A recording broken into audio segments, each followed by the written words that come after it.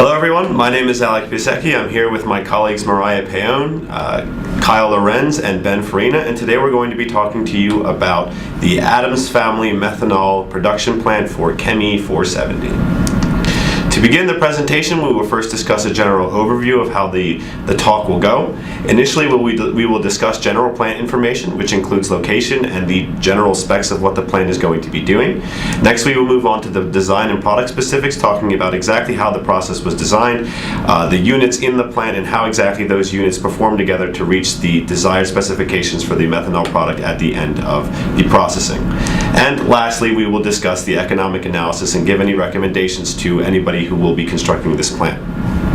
So beginning with the general plant information, there are 3 sites that Knit Lion has. There's one in Houston, Texas, one in University Park, Pennsylvania, and one in Philadelphia.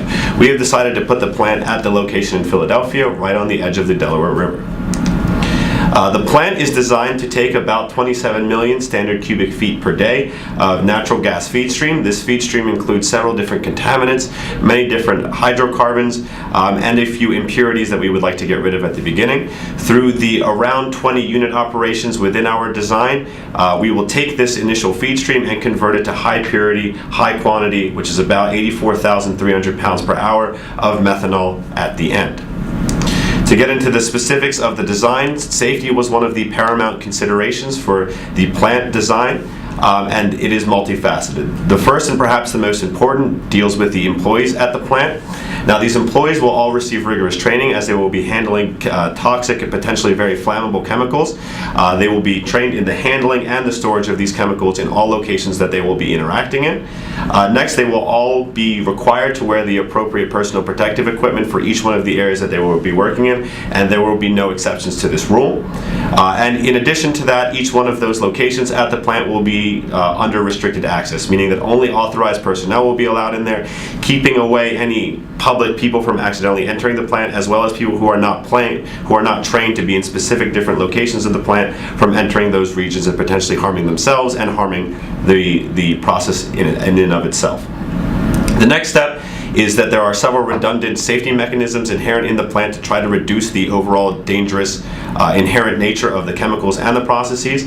Now, these include a lot of different things, and paramount to this is included with the safety of the personnel. So we have a lot of toxic gas alarms, an emergency shutdown and override procedures in case any of the operators deem that the plant is operating in an unsafe level or an unsafe parameters, and they can take control of the process and shut it down manually. In addition, there also includes many different mechanisms to contain any accidental releases of toxic gases or similar type of occurrences. These include flare towers to reduce volume of gas being emitted, an emergency watering cannon for dilution and containment of any of the accidental releases, and there will also be many different types of containment within the facility to keep any of these accidental releases contained within the plant in a safe and appropriate manner. The last and another important consideration was for the environment. Now, the plant, being a methanol processing plant, will be releasing a lot of carbon dioxide into the atmosphere. This was not taken into too much of an account, as this was kind of seen as an unavoidable consequence, but we wanted to eliminate any of the environmental impact due to any of the other caustic chemicals being present in the plant. For this reason, the plant sits on a secondary containment underground containment vessel, which will hopefully be able to prevent any of leaking chemicals into the ground from being exposed to and going through any of the watersheds or underground water systems being moved into rivers and damaging the rest of the environment. Now I will pass it on to my colleague Mariah, who will talk more about some of these specific units of the processing plant. Hi, my name is Mariah Paone, and today I'll be talking about the plant design that was optimized for the specifications that were given for the project requirements. Our final design was comprised of 4 main components. The first was the purification of the natural gas feed stream. The second was the steam reformer, which was used to convert our feed to syngas. The third is the Fischer-Tropsch reactor, which is used to convert our syngas to methanol. And finally, we have a methanol purification stream. Following each of the reactors and the methanol purification were recycle feeds that were used to increase the conversion of our plant. First, we'll be talking about the purification of the natural gas feed stream. First and foremost, we removed the hydrogen sulfide from this stream to prevent any corrosive materials from getting in and ruining our metals or causing an increase of metal material costs. Second, we removed the mercury from the feed stream as well to prevent any contamination and poisoning of catalysts.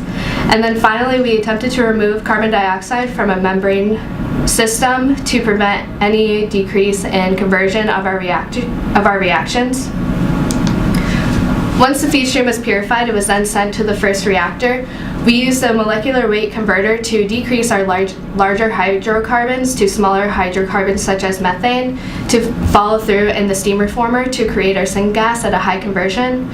The syngas was converted at approximately 95%. Since the reaction is relatively endothermic, our streams were heated approximately 1,000 degrees Fahrenheit by a fire heater. And then finally, the water that was not converted in the reformer was then recycled back to the initial water feed. Hi there, my name is Kyle Lorenz, and I'll further discuss the block flow diagram of our plant's design. So the next step in our plant is to actually produce the desired product, methanol. Using the syngas formerly produced earlier in the process, a Fischer-Tropsch reactor is used to produce the methanol. Before the syngas stream is sent to the reactor, it is put through a series of compressors and heat exchangers to greatly increase the pressure and temperature of the stream. The Fischer-Tropsch reactor produces a methanol at a conversion of 40%. The 40% comes from 20% of the carbon monoxide and 20% of the carbon dioxide. The methanol is produced from the Fischer-Tropsch reactor with a selectivity of 99.5%, while the side reactions produce products that have a selectivity of less than 1%. This means that the reactor produces or converts either the syngas into methanol or unreacted syngas. Because of this, after the reactor, we have a liquid vapor separator that will be used to separate the unreacted syngas from the methanol products. The unreacted syngas is sent to either the purge stream, which is burned off in the fired heater, or sent to or recycled back to the reactor. The liquid product from the vapor-liquid separator is then sent to the next phase of the process, the purification step. So the methanol is purified using this distillation column, and the water out of the bottoms of the distillation column is sent back to the steam reformer. The distillation column is used to purify the methanol stream to the required purity, as well as purify the water stream that's recycled. The other stream coming from the distillation column is the tops of the distillate. This still remains methanol product in the vapor form, so a heat exchanger is used to cool down the stream and then sent to a vapor liquid separator. The tops of the vapor section of this separator is also sent to the fired heater to be burned, while the liquid is combined with the methanol product to be sent to storage. Finally, we have to talk about the required specifications that our plant was designed for. Our production rate achieved from the methanol was at about 84,300 pounds per hour. This rate is greatly above the production rate specifications of just under 77,000 pounds per hour. Another specification that was reached was the methanol purity specification. Our methanol product stream has a mass percent purity of 99.85%, which was the required specification. Now I'll turn it over to Ben to talk about the economic analysis. Hi, I'm Ben, and I'm going to take you through some of the economic analysis for the Adams Family methanol plant. So basically, the first number you want to know is that our plant is going to make, in positive cash flow, $277 million over the 15-year life of the plant. This is a good number, and some important information to know as well is that the plant is designed to be built over the course of 3 years, starting in 2020, and then operate for 15 years, which is the lifespan of the plant. So knowing that, we're going to go into some of the in-depth economic numbers.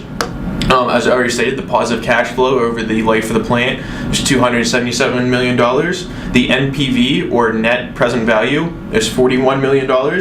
this is a very good number, because that shows that it is much more profitable to invest in our plant than to invest in the stock market or put your money in a bank or something. Basically, this number shows that that an investor would make $41 million more investing in our plant than somewhere else. The costs of the plant are as follows. The OBL costs were around $54 million, and the IBL costs were around $119 million.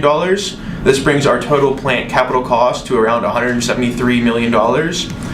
So, going back into the NPV, if you had $173 million to invest over 18 years, you can make $41 million more investing in our plant design than in any other, than in a common source.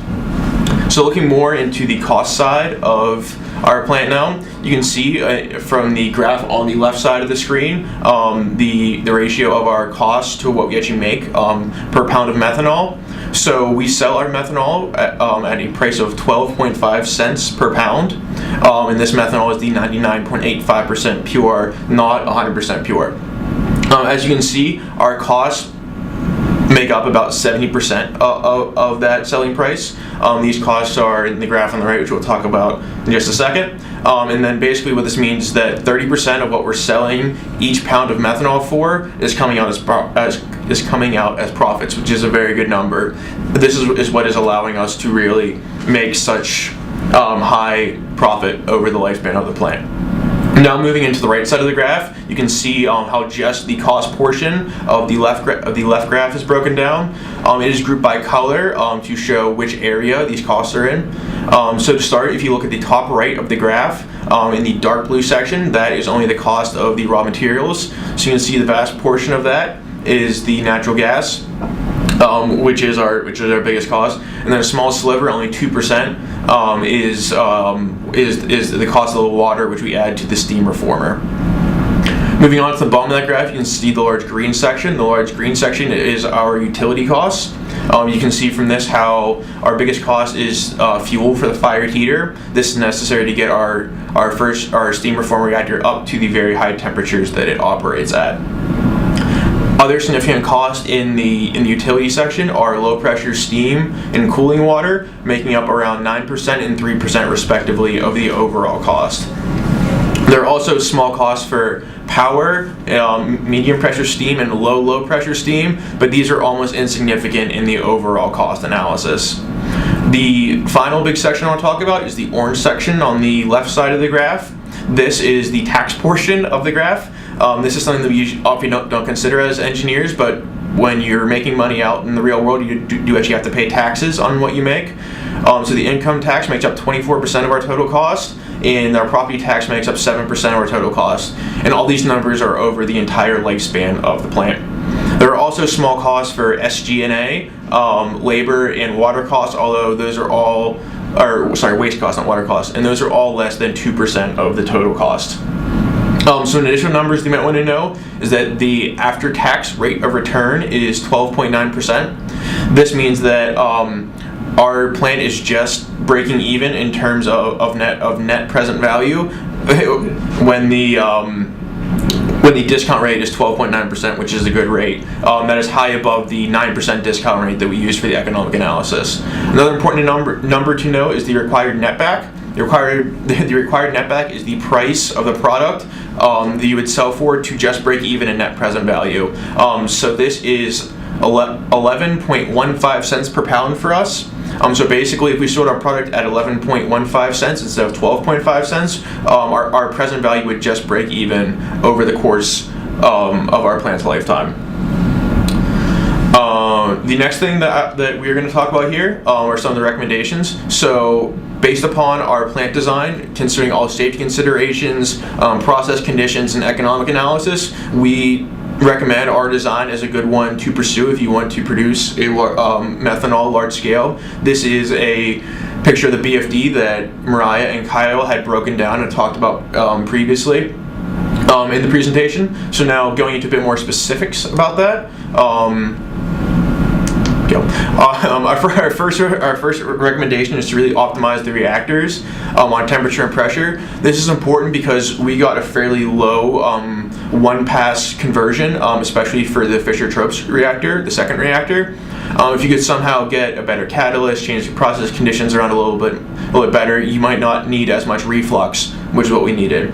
Another recommendation for the reactors is to definitely have a reflux. This is going to cut down on cost. This is also going to increase conversion, although there is a little bit additional utility cost to recycle things back around to the reactor. Another recommendation is to kind of optimize the column design. Our project only used one distillation column, which was very good from a cost perspective, and we would recommend you try to do that, because only having one column can significantly cut down on the capital costs, and these columns are often millions of dollars. Our final recommendation is to really utilize or optimize utility streams. So we made a decision to not use hot oil and instead use a fired heater for all of our high temperature heating purposes. This was a really good idea because it saved us a lot of money because our plant already had to have a fired heater for the steam reformer reactor, so it made more sense for us to use that for all of the really high temperature heating instead of using hot oil. And then we also did not use refrigeration. We tried to keep all of our temperatures above 100 Fahrenheit so that we would not need refrigeration. So overall, our plant was quite profitable. We designed everything on spec to the project specifications. We made everything safe, and we are making a fair amount of money over the lifespan of the plant.